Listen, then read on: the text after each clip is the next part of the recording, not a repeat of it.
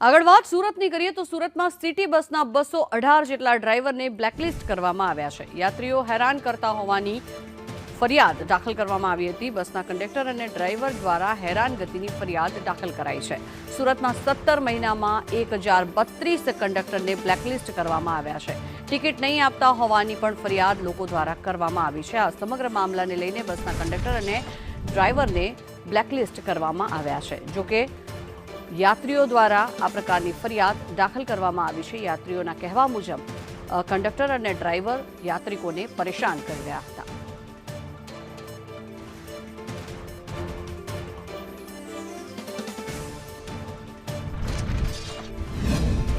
आई card ला तारो Maruti I card है लाइसेंस आई कार्ड सब दो गाड़ी खड़ी है। तेरे को तो इतना तो तेरे को ब्रिज से पूरा टर्न मार के जाना है तो सीधा डाल के चला गया। नहीं साहब उधर से सब मारते हैं तो इसको मैं पहली बार नहीं मारा हूँ सब उधर से मारते हैं। गाड़ी में पोजीशन के टिकट नहीं सुन टिकट है यहाँ पे टिकट सुपरवाइजर भी है अंदर।